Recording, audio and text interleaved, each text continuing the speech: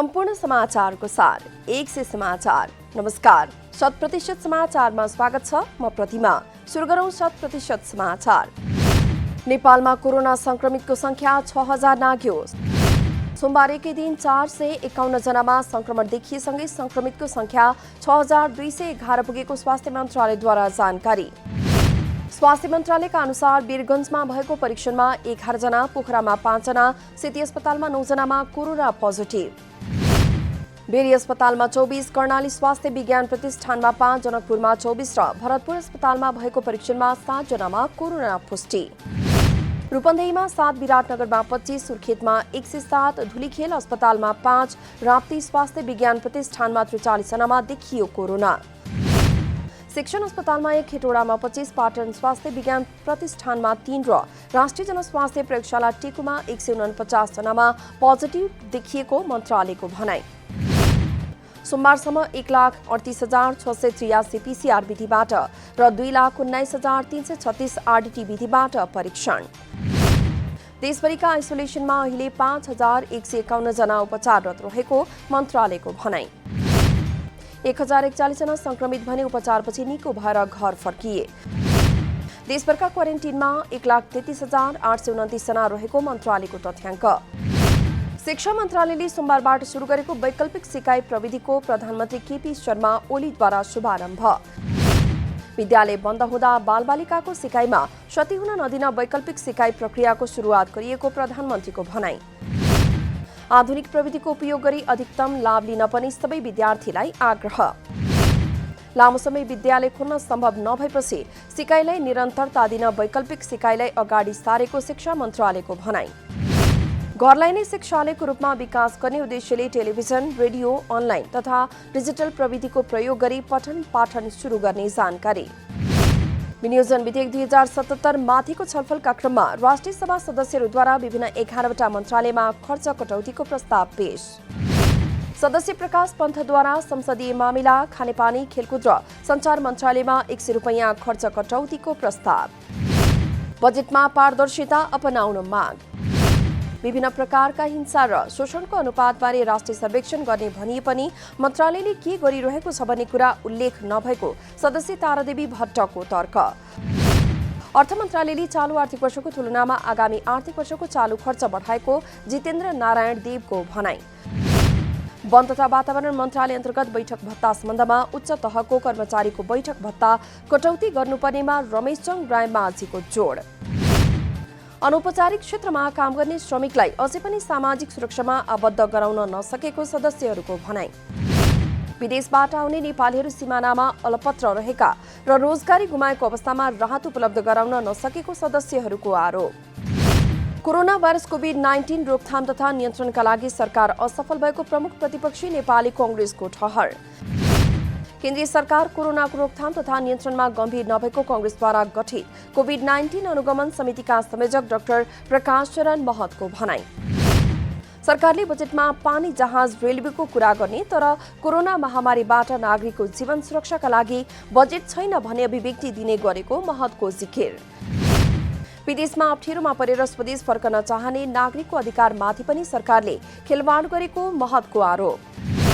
कांग्रेसले गठन गरेको कोभिड-19 अनुगमन समितिद्वारा विभिन्न समस्यालाई 14 बुँदामा समेटेर गराएको छ सरकारको ध्यानाकर्षण।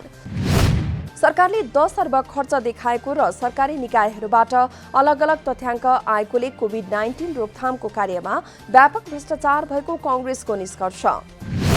लकडाउनको 83 दिनपछि खुले सरकारी तथा गैर सरकारी कार्यालयहरू। सरकारको निर्णयअनुसार बिहान 8 बजेबाट दिउँसो 1 बजेसम्म र 1 बजेबाट साँझ 6 बजेसम्म गरी 2 शिफ्टमा कार्यालयहरू सञ्चालन। सरकारी कार्यालयसँगै गैर सरकारी कार्यालय, बैंक तथा वित्तीय संस्थाहरू पनि सञ्चालनमा। कार्यालय प्रवेश गर्नु अगाडि सामाजिक दूरी कायम गर्दै तापक्रम लिने र हात धोएर भित्र समेत सामाजिक दूरी कायम गर्नुपर्ने व्यवस्था। लकडाउन खुकुलो बनेसँगै सडकमा सवारीको चाप पनि बढ्दो।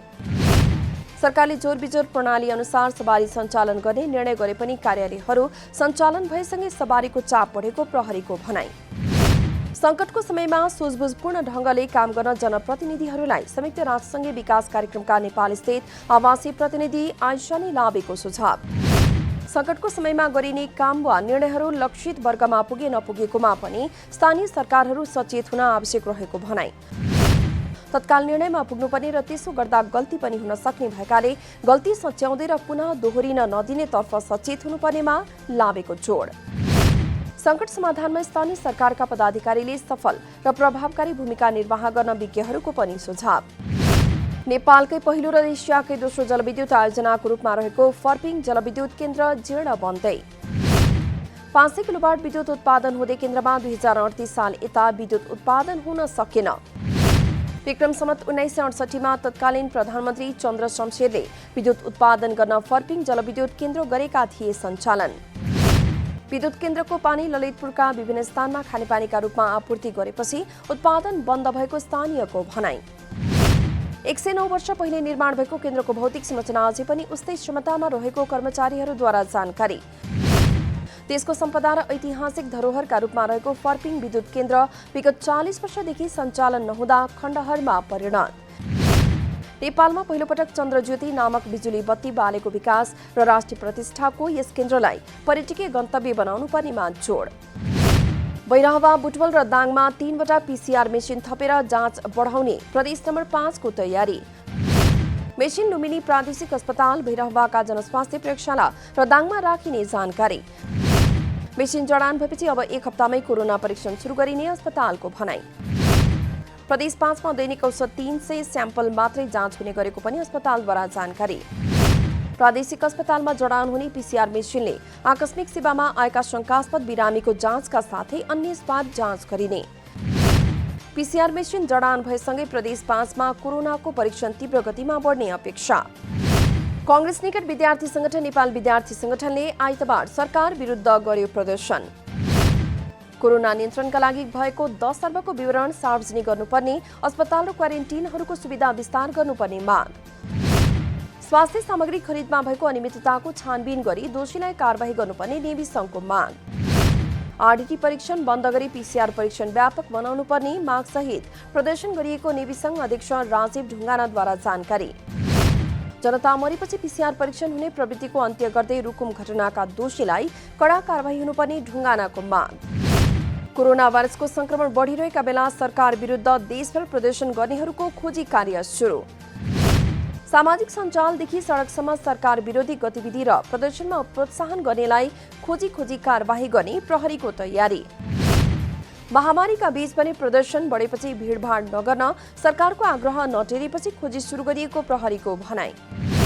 सल्यानको खलङ्गा स्थित पुरानो बस पार्क क्षेत्रमा खाली रहेको जग्गामा निर्माण हुने संरचनाको विषयमा विवाद।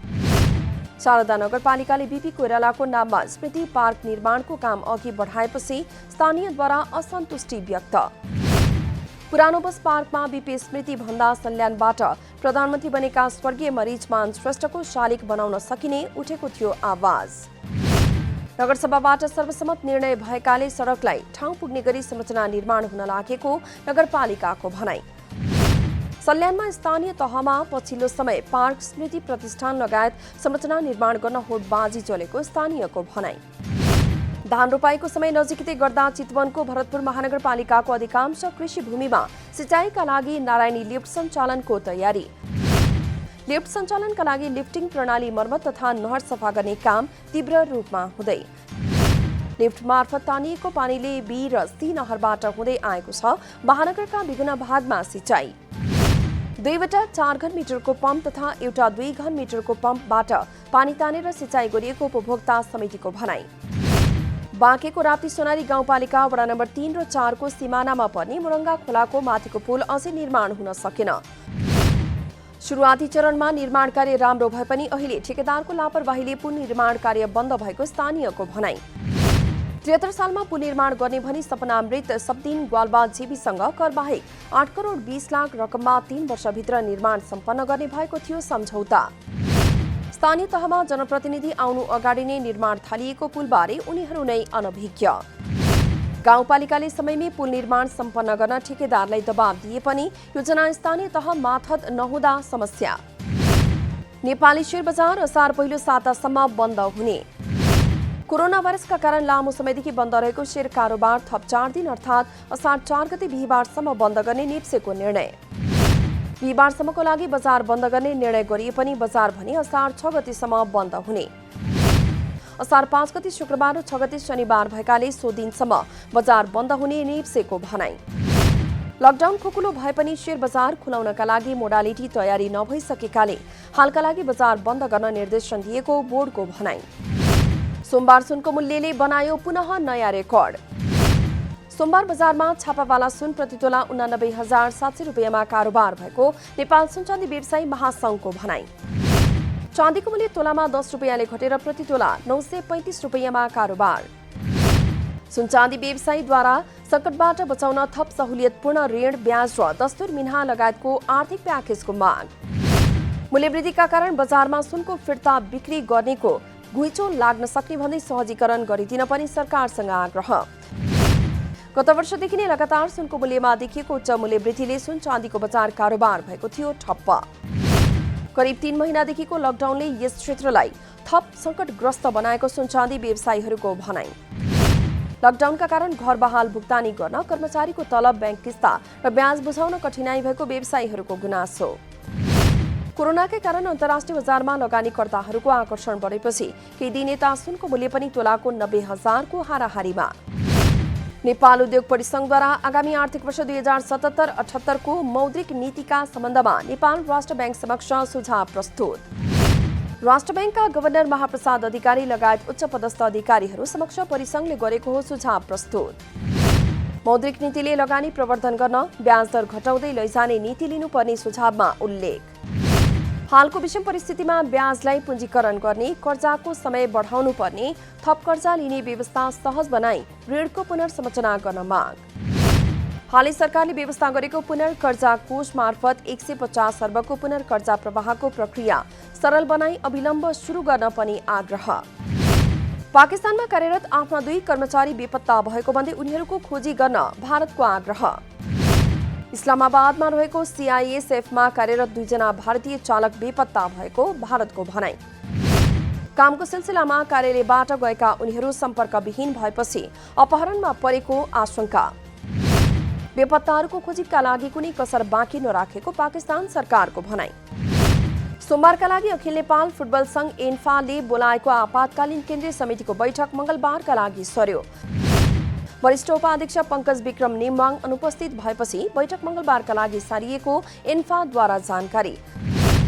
मंगलबारको बैठकमा वरिष्ठ उपाध्यक्ष नेमवाङलाई जुम मार्फत सहभागी गराउने एन्फाको तयारी। 100% समाचार अहिलेलाई यति नै। जनताद्वारा जनताका लागि प्रसारित जनता टेलिभिजनका कार्यक्रमहरू युट्युब, ट्विटर, फेसबुक र हाम्रो वेबसाइट जनतासमाचार.com मा पनि पढ्न र हेर्न सक्नुहुनेछ। सूचनामा तपाईको सहभागिता, समयमा समाचार हाम्रो प्रतिबद्धता। नमस्कार।